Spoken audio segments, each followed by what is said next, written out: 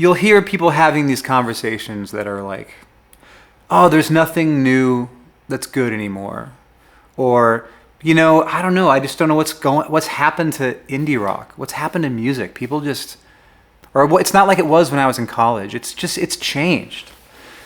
And it hasn't changed. What has changed is that when someone is 20 years old, they haven't heard a lot of music. So most of the things that they hear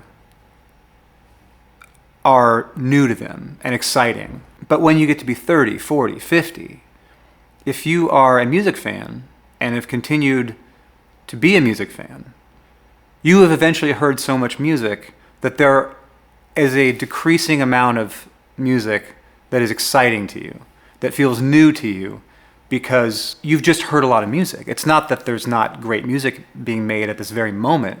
It's that you've heard so much music. It's hard to get that fix that you used to get when you were a teenager. But what Midnight Organ Fight was for me was one of those records of which I, at the time, had far fewer than I did a decade before, that just completely arrested me, that just stopped me in my tracks. And putting that record on, I was so inspired by it. And I just felt so, like the record just like grabbed you by the shirt and just pulled you off the ground. It felt like flying listening to that record. I mean, it was just so powerful, such a powerful, musical experience.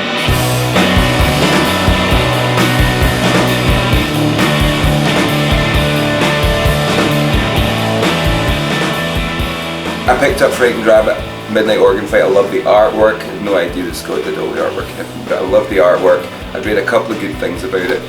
And I remember getting on the plane the next day thinking, right, I'm just going to have a quick listen to this. And halfway through Modern Leper, I turned around, because our tour manager was halfway up the plane. And I literally, within a minute and a half of that song, I turned around and went, this is going to be our new favourite fucking band. But what was drawing everybody in was just just how honest the lyrics were. And I think everybody could identify with like the rawness of these like love songs and breakup songs and songs about, feeling, alienated or whatever it is. All these feelings that everybody has. Crowd reaction was strong. I mean, it was really like I kind of never seen anything like it with any other band. There's like this sort of like obsessive quality to their fans. Like crowds of people just be singing along, and like every person seemed like the album really spoke to them individually. I mean, as a songwriter, I think the way that Scott chose to articulate the very human and the very mortal and the sometimes ugly was revolutionary for me, and it pushed me to a place where I was able to operate with more honesty. And the way he especially wrote about like romance and sex was, he had these kind of showstopper lines, and you won't find love in a hole, and you're sort of like, oh my God, ouch, but he could kind of like just lay something out, really. He just had so many great lines on that record, and as a lyricist, I was just kind of like, oh my God, this guy's, he's onto something big. One of my strongest memories is we couldn't afford to go out to the pub that night, or we could, but only for a couple, so we brought some cheap booze round, and Scott said, can I play you this song? Now, Scott, Andy and myself cringe at the thought of anybody bringing out an acoustic guitar. As soon as that happens, we leave. But I think he was really proud of this, and he wanted to kind of get our opinion on it. And he played us Poke for the first time. And that's something I won't ever forget, is sitting, listening to him sing that song to us for the first time. I just remember sitting there with Andy, kind of speechless.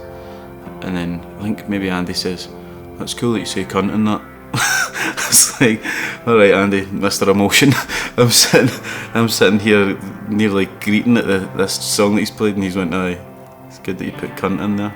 It doesn't happen all that often that a band puts out a record that the audience connects with on like a truly deep level. I mean, when you come from like the world of indie rock, it's about being clever, it's about, being abstract, it's about, a lot of impressionistic kind of lyricism. And he just cut open his heart and pulled it out and put it out there for everybody to see. I think it's one of those records that people care about and will always care about, in a lot of ways. I know sometimes when I'm recording a record with the band when I still used to live at the studio, Friday night would be sort of have some drinks and go through the studio's iTunes and listen to other records we'd made there. And I remember for a bunch of years after Organ Fight, bands would just, that would be one of their go-to records. People, let us hear this, or let us hear rough mixes of that, or unfinished things. That can be really fun to do too. But yeah, I remember, grown men drinking bourbon and weeping to Backwards Walk. So.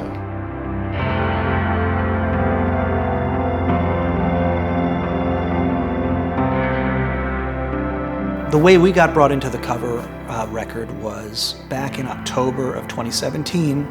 Scott reached out to me and he said that they were doing this sort of 10th anniversary celebration for the Midnight Organ Fight and wanted to get a bunch of their friends to record the songs from the album. And he asked if I would speak to the other guys in Oxford Collapse, Stan and Adam, who I was still good friends with, but we hadn't been a band for almost 10 years at that point. And he had asked if I would talk to those guys to see if Oxford Collapse would reunite to record the song for the record. I reached out to the guys and, they were like, yeah, of course, of course. So it was really great to, play with my old bandmates again for the first time in a long time. But when it came to what song we were going to do, I didn't really have a preference. And in fact, I just threw it back to Scott and I said, well, what song do you want us to do? And he said, I think you guys would do a really great version of I Feel Better, which I was sort of like, yes, because I love that song.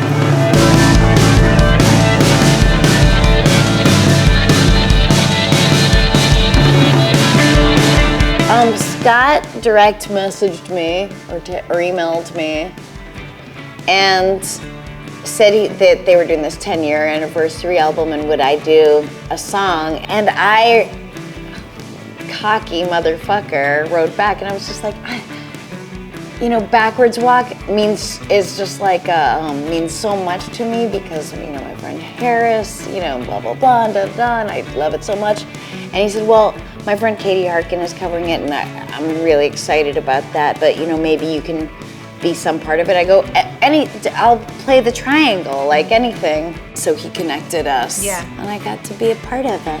Yeah. And it was really special for me to do it as a collaboration with another person as well, because it's such a beloved record by so many people that I think turning it into a collaboration just was an extra creative element that was, a genius move by him to think, rather than putting us in competition and making different versions of it or something, it was no, you should do it together, and yeah.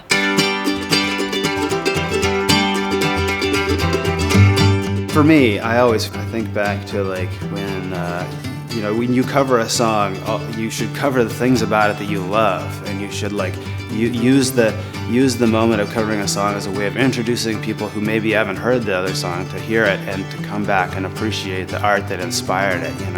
So I just try and sing it. I wanted to do a good job and just sing it as well as I could, and also bring to it the sense of joy and fun, my own sense of joy and fun to relate to what he was trying to bring across. I got involved in this project through Scott. He asked me if I wanted to do a cover of one of the tracks. It was important for him to have artists that were about at the time, as well as people that had met along the way. I was really nervous when I got asked, because he asked me what tune did I want to do, and right away I had to say I want to do Good Arms versus Bad Arms because it was one of my favourite tracks. And he's like, alright, okay. And then a few months went by and everyone had turned their tracks in, and he was like, "When are you going to give me this track?" And I was like, "You didn't tell me when to hand it in for." Just classic.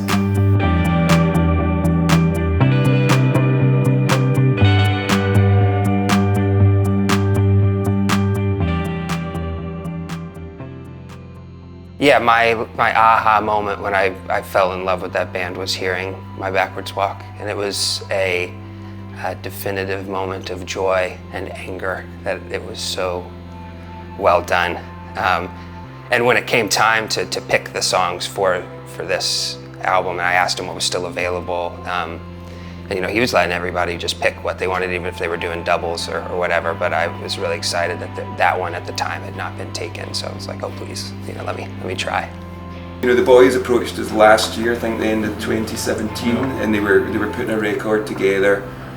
And there was only one song that I really wanted us to do, and it was Modern Leper. But again, for us, when we're attacking a song like that, which is such a classic, we really didn't want to do a not as good version of what the boys did. We kind of took it right far to the left field, and we made it kind of like almost industrial, kind of black metal, and a bit of kind of electronics, and then kind of just a rock and roll ending. And it's almost like it's scary when you actually have to cover a song that you love so much, because all you can do is mess it up. All you can do is mess it up when a song's as perfect as that. Mm-hmm. So we really did mess it up. yeah. So that no one will say, well, oh yeah. It was the best way to pay tribute. You know, as you say, I don't think we could do a better Frightened Rabbit version of that song. We had to take it somewhere else, and that was our best way to pay tribute to it. You know. Grant reached out to me a couple of years ago. You know, he asked me if I wanted to do it, and I was like, yeah, but I have to do Keep Yourself Warm. I was like, I will do it, but it has to be Keep Yourself Warm. So I kind of got my dibs in like immediately. I didn't like, the email came in, and 5 minutes later I wrote him back saying, yes, I will do this, but I have to do Keep Yourself Warm. After that record came out, I would just find myself singing that song just to entertain myself in random places during random times. Because the melody would just kind of, even if I hadn't listened to the record in a while, I would just be in the world somewhere, and the melody would just kind of float into my head, and I would just, find myself just kind of humming or singing that melody, because it's just so beautiful and difficult too. It's a really difficult song to sing.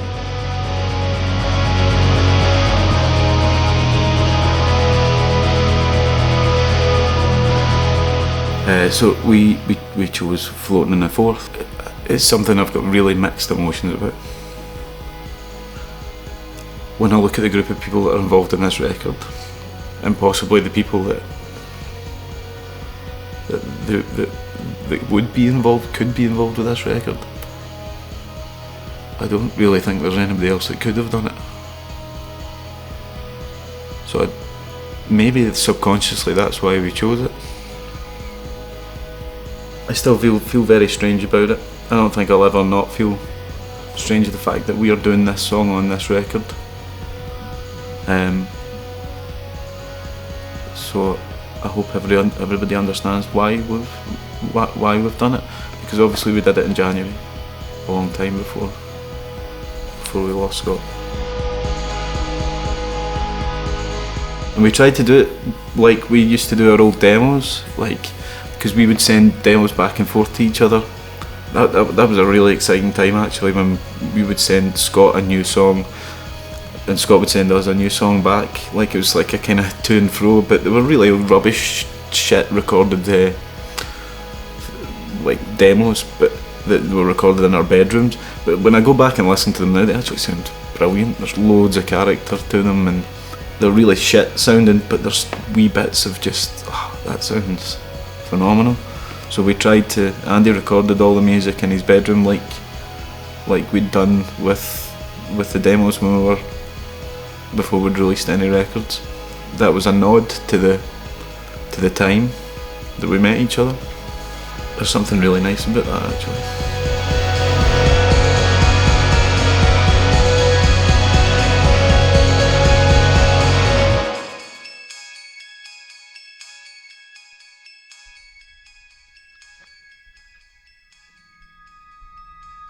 Scott is somebody who I've held as a true example of somebody whose life on stage, as it struck me, was very honest and beautiful and generous, and in no way was it regulated or held back. You know, what he gave on stage was really all he had every night when he gave it. Like, he was giving everything.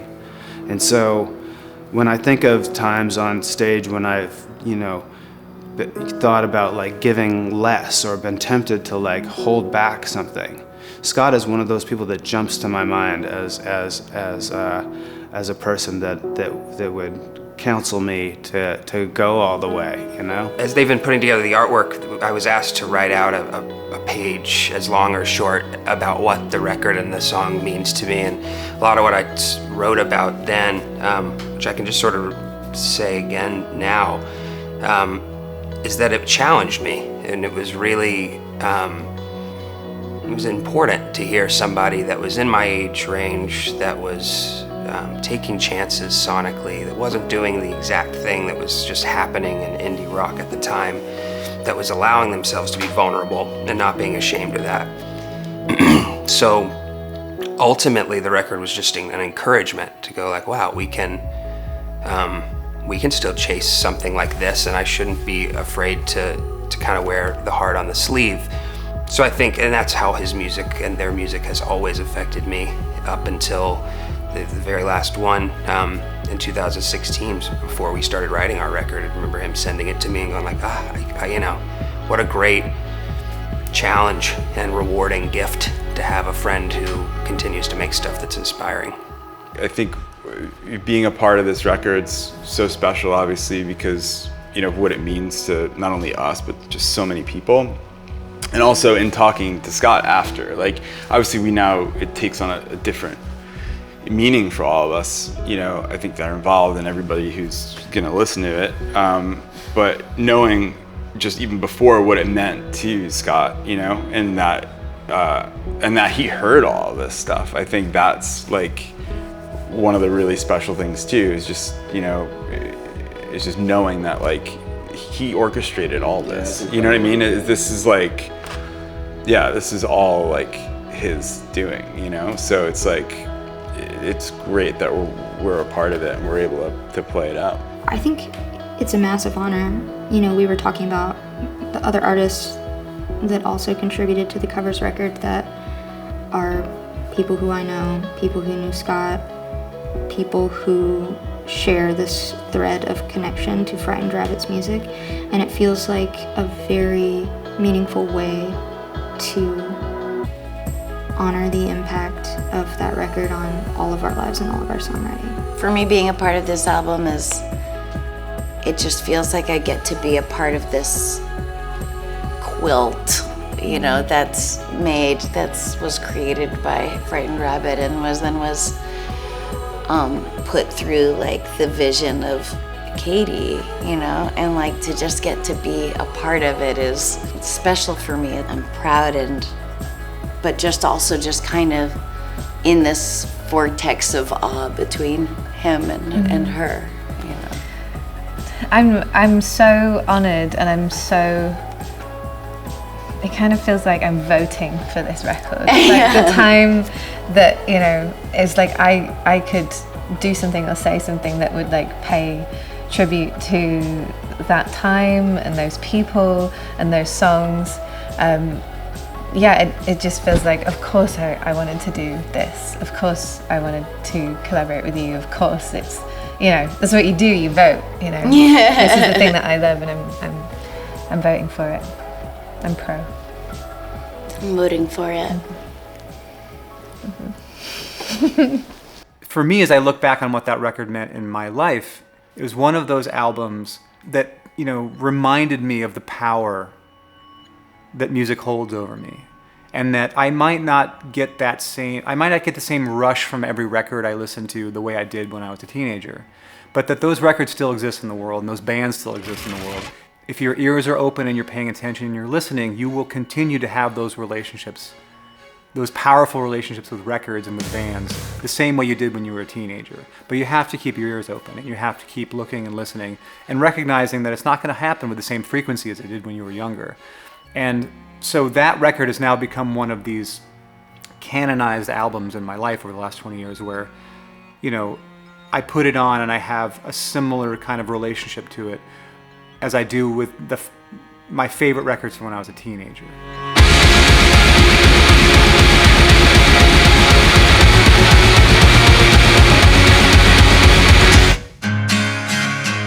I've crippled your heart 100 times and still can't work out why. You see, I've got this disease that I can't shake and I'm just rattling through life. Well, this is how we do things now, yeah, this is how the modern stays scared. So I cut out all the good stuff, yeah, I cut off my foot despite my leg.